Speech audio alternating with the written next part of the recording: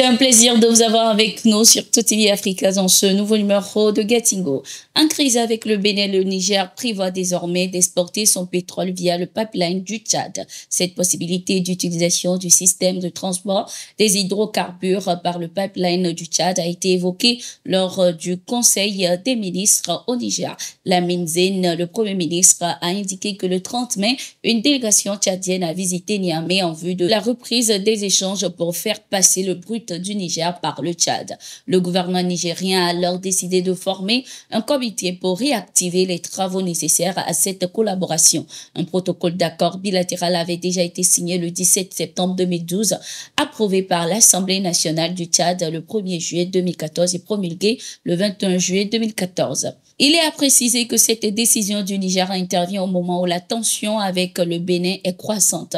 Notons qu'à cause de cette crise entre les deux pays, un seul bateau a pu charger le brut nigérien au Bénin. Le deuxième bateau, qui est dans les eaux béninoises depuis quelques semaines, n'a pas encore reçu la moindre goutte de pétrole. Aux dernières nouvelles, le bateau a fini par se déconnecter de la plateforme de chargement. Au Congo, les bases de la mission des Nations Unies pour la stabilisation en République démocratique du Congo, MONUSCO, dans le sud de Kivu, à l'est du pays, ont été fermées ce 22 juin 2024 après plus de 20 ans de présence. C'était lors d'une cérémonie organisée en présence de la chef du gouvernement congolais, Judith Suminwa.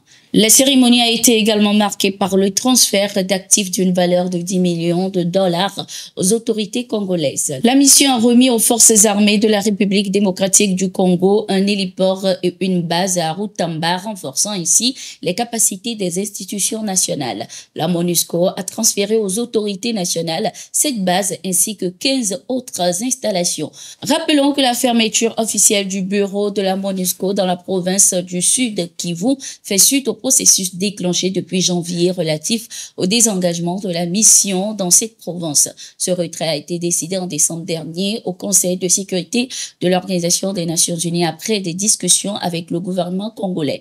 Conformément à cette résolution du Conseil de sécurité de l'ONU, plusieurs bases de la MONUSCO ont déjà été fermées. Félix Tshisekedi, le président congolais, de son côté, a indiqué que les missions de maintien de la paix déployées dans son pays depuis plus de 20 ans n'ont pas réussi à faire face aux rébellions ni à protéger les populations civiles. Au Kenya, après plusieurs jours de manifestations meurtrières, le président William Ruto a retiré le projet de budget ce 26 juin 2024. Le président kenyan a dans son discours refusé de signer ce projet et l'a renvoyé au Parlement. Il a également proposé une série d'amendements au projet de loi qui avait provoqué des actions de protestation massive dans le pays. Le Parlement peut ainsi modifier le projet ou l'adopter une seconde fois sans l'amender.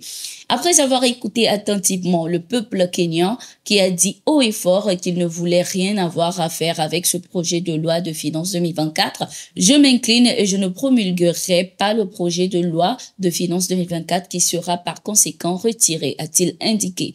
Notons que ce projet de budget qui proposait des augmentations significatives des taxes a provoqué une vague de contestation sans précédent au Kenya. Ces manifestations ont été marquées par des affrontements meurtriers entre les manifestants et les forces de l'ordre, faisant ainsi plusieurs morts.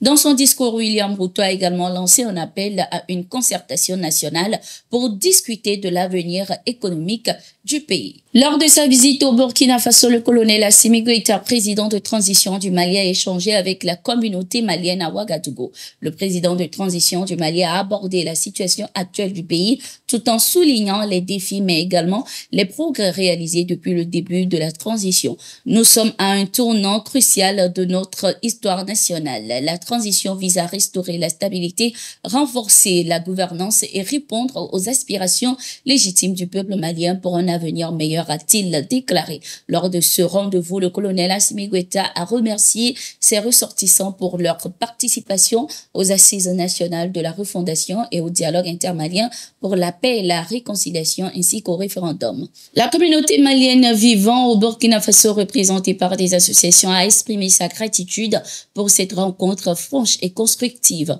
Nous nous sentons écoutés et pris en considération. C'est un pas significatif vers une meilleure collaboration entre les autorités de la transition et la diaspora malienne, a commenté le porte-parole. Au Burkina Faso, le gouvernement a lancé le recrutement de 1158 élèves sous-officiers pour une carrière dans les forces armées burkinabées. Selon le communiqué du ministère burkinabé, les candidatures ouvertes à partir du 28 juin concernent des civils de nationalité burkinabé âgés de 20 à 25 ans et aptes à la formation militaire.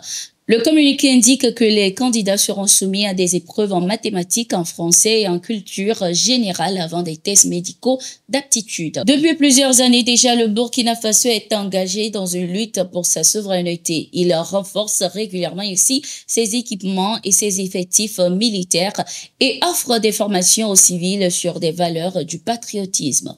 C'était tout pour cette édition. Merci d'être resté avec nous. Nous sommes en continu sur nos différentes plateformes.